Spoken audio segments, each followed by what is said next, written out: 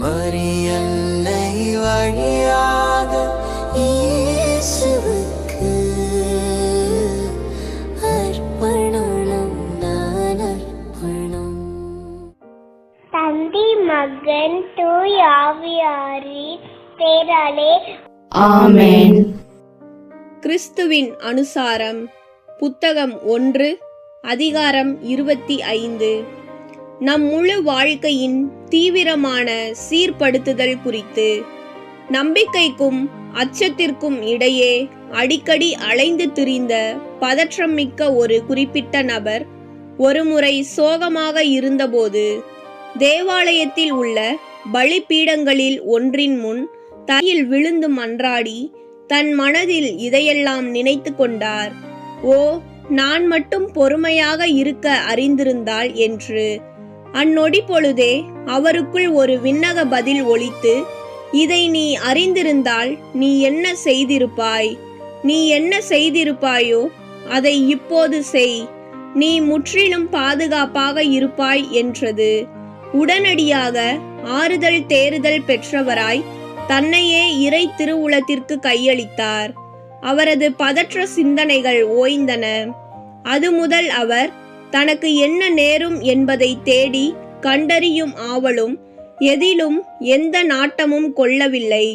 மாறாக ஒவ்வொரு நற்செயலின் துவக்கத்திற்கும் முழுமைக்குமான கடவுளுக்கு ஏற்புடைய நிறைவான இறை திருவுளம் என்ன என்பதை கற்று அறிந்தார். இறைவாக்கினர் ஒருவர், ஆண்டவரை நம்பு, நலமானதை செய், நாட்டிலேயே குடியிரு, உன் உள்ளத்து விருப்பங்களை அவர் நிறைவேற்றுவார். திருப்பாடல்கள் 37:3-4 என்று கூறினார்.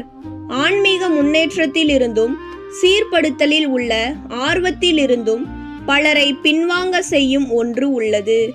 போராட்டத்திற்கு தேவையான உழைப்பு. உறுதியாகவே மிகவும் கடினமான மற்றும் முரண்பாடான எல்லாவற்றையும் கடக்க மிகவும் துணிவுடன் முயற்சிப்பவர்கள் குறிப்பாக விழுமியங்களில் மற்றவர்களை தாண்டி முன்னேறுகிறார்கள். ஒருவன் தன்னையே மேற்கொள்வதற்கும் தன் ஆன்மாவை வருத்துவதற்கும் அதிகமாக முயற்சி செய்யும் போது அவன் பெரும் பலன் அடைகிறான். மேலும் பல நிறைவான அருள் வரங்களை பெறுகிறான். தூய ஆவியார் ஜெபம். தூய ஆவியாரே, எழுந்தருளி வாரும். விண்ணகத்திலிருந்து உமது பேரொளியின் அருட்சுடர் எம்மீது அனுப்பிடுவீர். எளியோரின் தந்தையே வந்தருள்வீர். நன்கொடை வள்ளலே வந்தருள்வீர். இதயே வந்தருள்வீர். உன்னத ஆறுதலானவரே, ஆண்மை இனிய விருந்தினரே, இனிய தன்மை தருபவரே, உழைப்பின் களைப்பை தீர்ப்பவரே, வெம்மை தணிக்கும் குளிர் நிழலே, அழுகையில் ஆறுதலானவரே, உன்னத பேரின்ப ஒளியே, உம்மை நம்புவோருடைய இதயத்தின் ஆழம் நிரப்பிடுவீர். உமது அருளாற்றல் இல்லாமல் மனிதரில் எதுவும் இல்லை. நல்லது அவனில் எதுவும் இல்லை. மாசு கொண்டதை கழுவிடுவீர். வறட்சியுற்றதை நனைத்திடுவீர். காயப்பட்டதை ஆற்றிடுவீர். வணங்காதிருப்பதை வளைத்திடுவீர். குளிரானதை குளிர் போக்கிடுவீர். தவறிப்போனதை ஆண்டருள்வீர். இறைவா, உம்மை நம்பும் அனைவருக்கும் உமது 7 கொடைகளையும் வழங்கிடுவீர். புண்ணிய பலன்களையும் வழங்கிடுவீர். இறுதியில் மீட்பை அளித்து அளவில்லாத இன்பமும் அருள்வீரே. ஆமேன். சமுத்திரத்தின் நட்சத்திரமே, சமுத்திரத்தின் நட்சத்திரமே வாழ்க.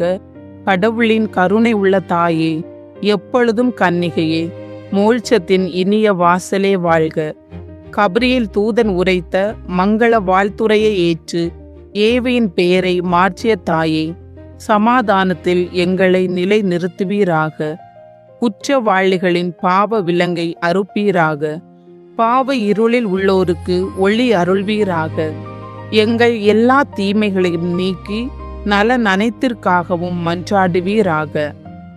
தாய் என்று உம்மை காட்டும் எங்களுக்காக உமது மகவாக பிறந்த தேவசுதன் மன்றாட்டின் மூலம் எங்கள் வேண்டுதலை ஏற்பாராக. கண்ணீருள் சிறந்த கன்னிகையே, அனைவரிலும் மிக சாந்தமுள்ள அன்னையே, எங்கள் பாவங்களிலிருந்து எங்களை விடுவியும். சாந்தமும் கற்பும் உள்ளவர்களாக்கும். பழுதற்ற வாழ்வை எங்களுக்கு தாரும். உமது குமாரன் இயேசுவை நாங்கள் கண்டு என்றும் மகிழ்ந்திருக்க எங்கள் பாதையை பத்திரமாய் காத்தருள்வீராக. தேவ பிதாவுக்கும் துதி உயர் கிறிஸ்துவுக்கும் பரிசுத்த ஆவியான தேவனுக்கும் திருத்துவரான ஏக கடவுளுக்கும் புகழ்ச்சியும் மகிமையும் உண்டாவதாக. ஆமேன். ஆண்டவரை எனது உள்ளம் போற்றி பெருமைப்படுத்துகின்றது. என் மீட்பராம் கடவுளை நினைத்து எனது மனம் பேருவகை கொள்கின்றது. ஏனெனில் அவர் தம் அடிமையின் தாழ்நிலையை கண்ணோக்கினார். இது முதல் எல்லா தலைமுறையினரும் என்னை பேறு பெற்றவர் என்பர். ஏனெனில் வல்லவராம் கடவுள் எனக்கு அரும் பெரும் செயல்கள் செய்துள்ளார்.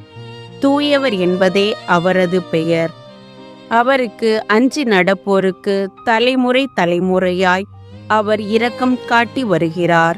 அவர் தம் தோள் வலிமையை காட்டியுள்ளார். உள்ளத்தில் செருக்குடன் சிந்திப்போரை சிதறடித்து வருகிறார். வலியோரை அரியணை நின்று தூக்கி எறிந்துள்ளார். தாழ்நிலையில் இருப்போரை உயர்த்துகிறார். பசித்தோரை நலன்களால் நிரப்பியுள்ளார். செல்வரை வெறுங்கையராய் அனுப்பிவிடுகிறார். மூதாதையருக்கு உரைத்தபடியே அவர் ஆபிரகாமையும் அவர் தம் வழி மரபினரையும் என்றென்றும் இரக்கத்தோடு நினைவில் கொண்டுள்ளார். தம் ஊழியராகி இஸ்ரேலுக்கு துணையாக வருகிறார். ஆமேன். தந்தைக்கும் மகனுக்கும் தூய ஆவியாருக்கும் மாட்சிமை உண்டாவதாக. தொடக்கத்தில் இருந்தது போல இப்பொழுதும் எப்பொழுதும் என்றென்றும் இருப்பதாக. ஆமென்.